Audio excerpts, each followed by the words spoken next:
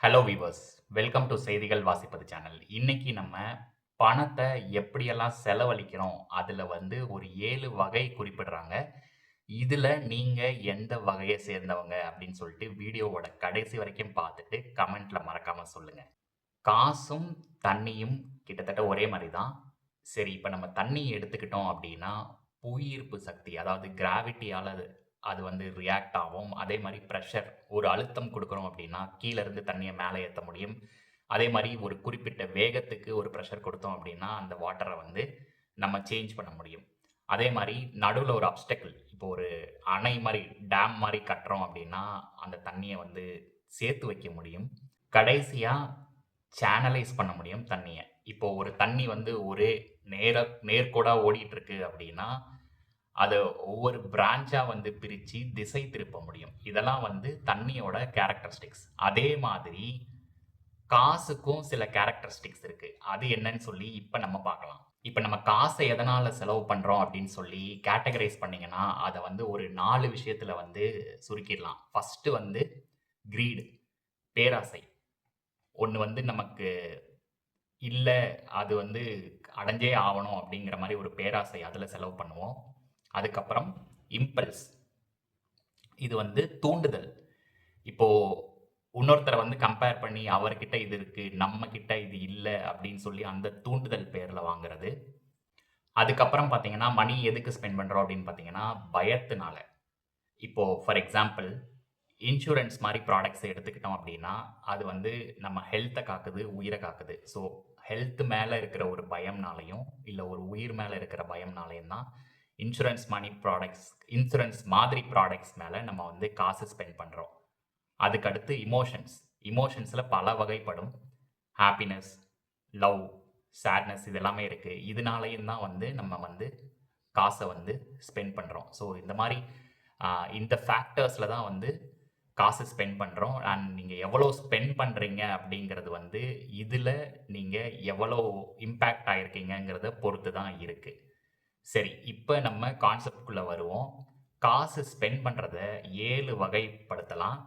இதுல ஒவ்வொன்னா இந்த வீடியோல கம்ப்ளீட்டா பார்க்க போறோம். நீங்க எந்த வகையை சேர்ந்தவங்க அப்படின்னு சொல்லி மனசுல யோசிச்சு வைங்க.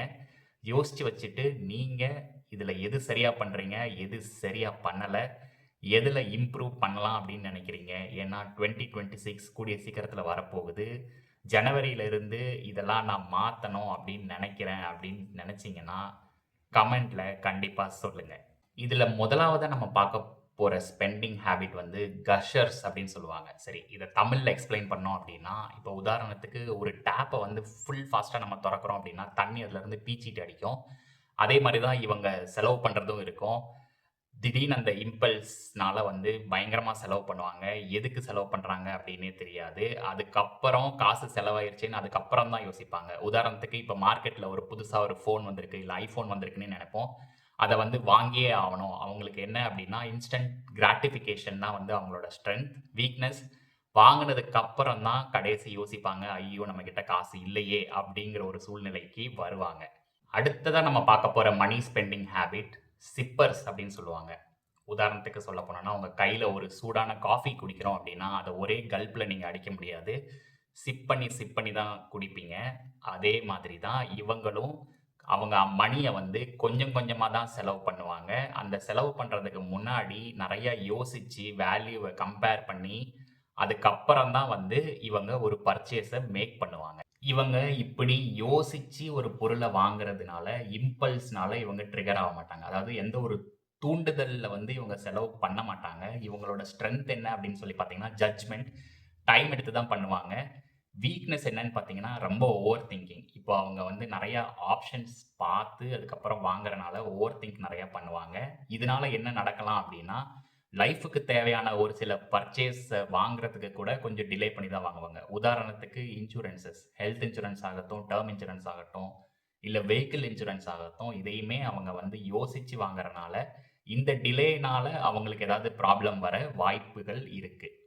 3வது வகையான மனி ஸ்பெண்டர்ஸ் யாரு அப்படின்னு சொல்லி பார்த்தீங்கன்னா, ஆங்கர்ஸ். இவங்க ஆங்கர்ஸ் அந்த மீனிங்லயே இருக்கு.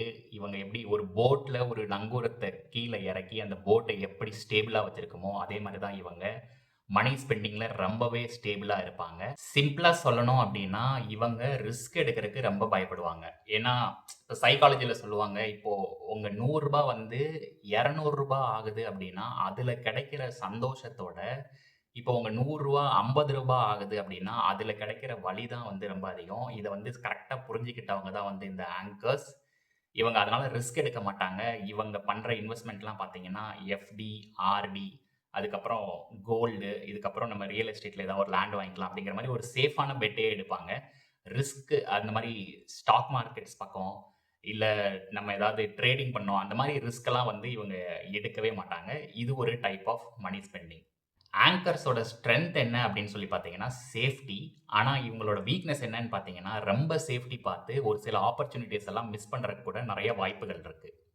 சரி 4வதா நம்ம பார்க்க போற மனி ஸ்பெண்டர்ஸ் வந்து ட்ரிஃப்டர்ஸ் அப்படின்னு சொல்லுவாங்க. இத வந்து ஒரு சிம்பிள் லாங்குவேஜ்ல சொல்லணும் அப்படின்னா, இப்போ ஒரு ஓடுற தண்ணீல இலைய போட்டோம் அப்படின்னா, அது எந்த டைரக்ஷன்ல போகும்னே தெரியாது. அதே மாதிரி தான் இவங்களுக்கு எந்த ஒரு பிளானும் இருக்காது, பர்ப்பஸும் இருக்காது, ஸ்ட்ரக்சரும் இருக்காது. மணி வந்து கன்னா பின்னான்னு ஸ்பெண்ட் பண்ணுவாங்க. கடைசியா வந்து நம்ம எதுக்காக ஸ்பெண்ட் பண்ணோம் அப்படின்னு யோசிப்பாங்க. அந்த லெவலுக்கு இருக்கிறவங்க தான் வந்து ட்ரிஃப்டர்ஸ். நம்ம முதலாவதா பார்த்தோம் இல்லையா? கஷர்ஸ் அதுக்கப்புறம் ட்ரிஃப்டர்ஸுக்கும் ஒரு சின்ன வித்தியாசம் தான். கஷர்ஸ் வந்து அவங்களுக்கு இன்ஸ்டன்ட் கிராட்டிஃபிகேஷன் வேணும் அப்படின்னு சொல்லிட்டு எந்த லெவலுக்கு வேணா போய் செலவு பண்ணிட்டு, அதுக்கப்புறம் நம்ம கிட்ட காசு இல்லையேன்னு சொல்லிட்டு ஃபீல் பண்ணுவாங்க. ஆனா ட்ரிஃப்டர்ஸ் கிட்ட வந்து அவங்களோட ஸ்ட்ரென்த் என்னன்னு பார்த்தீங்கன்னா, ஃப்ளெக்ஸிபிலிட்டி. நெறைய விஷயத்துக்காக வந்து காச வந்து செலவு பண்ணுவாங்க. ஆனா அவங்க கிட்ட அந்த வீக்னஸ் என்ன அப்படின்னு சொல்லி பார்த்தீங்கன்னா, பர்ப்பஸ் இருக்காது, எய்ம் இருக்காது. எதுக்காக செலவு பண்றோம் அப்படிங்கிறதே கடைசி அவங்ககிட்ட கேட்டீங்க அப்படின்னா தெரியாது. அடுத்ததா நம்ம பார்க்க போற ஸ்பெண்டிங் ஹேபிட் அது வந்து ஃபில்டரர்ஸ் அப்படின்னு சொல்லுவாங்க. பெர்சனலா கேட்டீங்க அப்படின்னா, நான் வந்து ஒரு ஃபில்டரர்ஸோ அப்படின்னு சொல்லி தோணுது. இத வந்து நான் பார்த்ததுக்கு அப்புறம். சரி நீங்க எந்த வகையப்படுறீங்க அப்படிங்கிறத வீடியோவோட கடைசியில எனக்கு கண்டிப்பா சொல்லுங்க. சரி ஃபில்டர்ஸ பத்தி பார்க்கலாம். இவங்க என்ன பண்ணுவாங்க அப்படின்னு பார்த்தீங்கன்னா, நெறைய அனாலிசிஸ் பண்ணக்கப்புறம் தான் அவங்க பர்ச்சேஸ வந்து டிசைட் பண்ணுவாங்க. ஆ உதாரணத்துக்கு இப்போ ஒரு மொபைல் வாங்குறோம், இல்ல ஏதாவது ஒரு கேட்ஜெட்ஸ் வாங்குறோம் அப்படின்னா, ஏகப்பட்ட கம்பேரிசன் பண்ணுவாங்க. இவங்களோட ஸ்ட்ரென்த்தே என்னன்னு சொல்லி பார்த்தீங்கன்னா, இவங்க ஒரு மீனிங்ஃபுல் பர்ச்சேஸ் மட்டும் தான் பண்ணுவாங்க. அண்ட் இவங்களுக்கு வந்து அந்த இருக்கிற ஃபீச்சர்ஸ் எல்லாம் கம்பேர் பண்ணி எது நல்லது, எது கெட்டது, எது தேவை இருக்கு, எது தேவையில்ல அப்படிங்கிற ஜட்ஜ்மென்ட் வந்து ரொம்பவே நல்லா இருக்கும். இதோட என்ன வீக்னஸ் அப்படின்னு சொல்லி பார்த்தீங்கன்னா, இவங்க கம்பேர் பண்றனால வந்து இவங்களுக்கு நெறைய ஆப்ஷன்ஸ் இருக்கும். அத ஒவ்வொன்னா ஃபில்டர் பண்ணி அவங்க எது வாங்க போறாங்க அப்படின்னு சொல்லி முடிவு பண்றதுக்குள்ளயும் நெறைய டைம் ஒண்ணு கன்சியூம் ஆகும். நெறைய எஃபோர்ட் வந்து வேஸ்ட் ஆயிரும். பெர்சனலா வந்து நான் வந்து இந்த கேட்டகரில தான் இருக்கேன். இத வந்து நான் ஹானஸ்ட்டாவே ஒத்துக்கிட்டு தான் ஆகணும். சரி 6வதா ஸ்பெண்ட் பண்ணக்கூடிய ஹேபிட் இருக்கிறவங்க என்ன அப்படின்னு சொல்லி பார்க்கலாம். இவங்கள வந்து ஃப்ளட்டர்ஸ் அப்படின்னு சொல்லுவாங்க. சரி ஃப்ளட்டர்ஸ் அப்படின்னா என்ன அப்படின்னு எக்ஸ்ப்ளைன் பண்றேன். இப்ப திடீர்னு ஆ ஒரு ஆறு வந்து காமா ஓடிட்டு இருக்கு. அதுல எந்த ஒரு பிரச்சனையுமே இல்ல. இப்ப நீங்க அதுல போட் எடுத்துட்டு போறீங்க அப்படின்னா, நீங்க ஸ்மூத்தா போலாம் அப்படின்னு நினைக்கிறீங்க. ஆனா திடீர்னு அந்த ஆத்துல ஒரு காட்டாற்று வெள்ளம் வந்துச்சு அப்படின்னா, அந்த ஆறு எப்படி மாறும்? அப்படி இல்ல அப்படின்னா, திடீர்னு ஒரு இடத்துல மேக வெடிப்பு ஏற்படுது. அந்த இடத்துல எவ்வளவு மழை பெய்யும் அப்படின்னு சொல்லி எதிர்பார்த்துக்கோங்க. அந்த மாரி கேரக்டர்ஸ் இருக்கவங்க கூடியவங்க தான் இவங்க. மோஸ்ட் ஆஃப் தி டேஸ் ரொம்ப டிசிப்ளின்டா இருப்பாங்க. கரெக்ட்டா ஸ்பெண்ட் பண்ணுவாங்க. ஆனா, ஒருவேள அவங்களுக்கு ஏதாவது ஒரு இம்பல்ஸ் ட்ரிகர் ஆச்சு அப்படின்னா, நான் இப்ப சொன்ன மாரி அந்த காட்டாற்று வெள்ளம், இல்ல அந்த மேகவெடிப்பு மாதிரி தான் பயங்கரமா ஸ்பெண்ட் பண்ணுவாங்க. இத வந்து நீங்க எங்க நோட்டீஸ் பண்ணலாம் அப்படின்னு சொல்லி பார்த்தீங்கன்னா, இந்த காமர்ஸ் வெப்சைட்ஸ் Flipkartல வந்து அந்த பிக் பில்லியன் டேஸ் அதே மாரி Amazonல வந்து அந்த கிரேட் இந்தியன் ஃபெஸ்டிவல்லாம் இருக்கும். அவங்க அதுவரைக்கும் ஸ்பெண்டே பண்ணியிருக்க மாட்டாங்க. ஆனா, இந்த மாரி ஏதாவது ஒரு ஆஃபர்ஸ் இல்ல ஏதாவது வருது அப்டின்னா, அவங்களுக்கு தேவை இருக்கோ இல்லையோ நெறைய பொருட்கள வந்து கம்மியான விலையில கிடைக்குது. இல்ல பிரைஸ் ஆஃபர்ல டிஸ்கவுண்ட்ல கிடைக்குதுன்னு ஆட் டூ கார்ட்ல போட்டு நெறைய பர்ச்சேஸ் பண்றத உங்களால பார்க்க முடியும். இந்த மாரி நீங்க எத்தன பேர பார்த்திருக்கீங்க அப்டின்னு சொல்லி கமெண்ட்ல மறக்காம சொல்லுங்க. சரி, இப்ப நம்ம கடைசி வகை என்னன்னு சொல்லி பார்த்துடலாம். இவங்கள வந்து பிளாக்கர்ஸ் அப்படின்னு சொல்லுவாங்க. இவங்க என்ன அப்படின்னா, காசு செலவு பண்ண வேண்டிய இடத்துல கூட செலவு பண்ணாம, அது வந்து அ லேட்டா தான் பண்ணுவாங்க.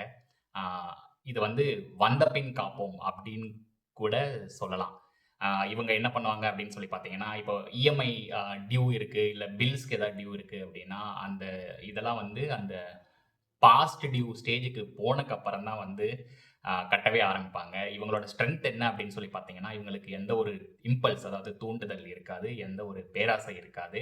பயம் இருக்காது. இவங்களோட வீக்னஸ் என்னன்னு சொல்லி பார்த்தீங்கன்னா, அன்வான்டடா ஸ்ட்ரெஸ்ஸ கிரியேட் பண்ணிப்பாங்க. ஏதாவது ஒரு டைம்க்கு ஒரு அமௌண்ட்ட கட்டணும் அப்படின்னா, அத டிலே பண்ணி, அத வந்து ஒரு அன்வான்டட் ஸ்ட்ரெஸ்ஃபுல்லான சிச்சுவேஷனுக்குள்ள என்டர் ஆகி அதுக்கப்புறம் தான் பே பண்ணுவாங்க. இந்த வீடியோல இப்ப வரைக்கும் நம்ம வந்து 7 விதமான ஸ்பெண்டிங் ஹேபிட்ஸ் பார்த்திருக்கோம். ஒன்னொன்னா சொல்றேன். ஃபர்ஸ்ட் வந்து கஷர்ஸ், அதுக்கப்புறம் சிப்பர்ஸ், அதுக்கப்புறம் ஆங்கர்ஸ், அதுக்கப்புறம் ட்ரிஃப்டர்ஸ், இதுக்கப்புறம் ஃபில்டரர்ஸ் பார்த்திருக்கோம், ஃப்ளட்டர்ஸ் பார்த்திருக்கோம், கடைசியா பிளாக்கர்ஸ் பார்த்திருக்கோம். இதுல நீங்க எந்த வகைய சேர்ந்தவங்க அப்படின்னு சொல்லி கமெண்ட்ல மறக்காம சொல்லுங்க. நீங்க எந்த வகையா வேணாலும் இருக்கலாம். இது வந்து தப்பே கிடையாது. ஆனா உங்களுக்கு எதுல ஸ்பெண்ட் பண்றீங்க அப்படின்னு சொல்லிட்டு ஒரு அவேர்னஸ் இருக்கணும். எவ்வளோ நம்மகிட்ட காசு இருக்கு, எவ்வளோ காசு உள்ள இன்ஃப்ளோ அதாவது நம்ம வந்து மோஸ்ட்லி வந்து சேலரிடா தான் இருப்போம். எவ்வளோ காசு நமக்கு அக்கவுண்ட்ல கிரெடிட் ஆவுது, எவ்வளோ வெளிய போகுது அப்படின்னு ஒரு அவேர்னஸ் இருந்தாலே வந்து முக்காவாசி ஃபினான்ஷியல் ப்ராப்ளம்ஸ வந்து நம்மளால வந்து சால்வ் பண்ண முடியும். பெருசா எதுவும் இல்ல. ஒரு பேப்பர் எடுத்துக்கோங்க. அத வந்து நீங்க வந்து ஒரு ஃபிஷ் போன் சார்ட் அப்படின்னு சொல்லுவாங்க. அப்படி இல்ல அப்படின்னா, சும்மா ஆரோ மார்க் தான். சேலரி வந்து வரது வந்து ஒரு ஃப்ளோ. அங்கருந்து டைவர்ட் ஆயி மல்டிபிள் ஃப்ளோஸ் வரணும். அதாவது ஒரு சிலதுல வந்து உங்க வீட்டு வாடகை, பில்ஸு, அதுக்கப்புறம் மெடிக்கல் எக்ஸ்பென்சஸ், இன்சூரன்ஸ் எக்ஸ்பென்சஸ் அப்படின்னு ஆரோ மார்க் போட்டுட்டே வந்தீங்கன்னா, உங்க பணம் ஒரு ஃப்ளோல வந்து எத்தன விதமா ஸ்ப்ளிட் ஆவுது அப்படின்னு தெரியும். உங்ககிட்ட மீதி எவ்வளோ இருக்கு? அதாவது மாசத்த கடைசி வரைக்கும் ஓட்டுறதுக்கு எவ்வளோ இருக்கு அப்படின்னு சொல்லி தெரியும்.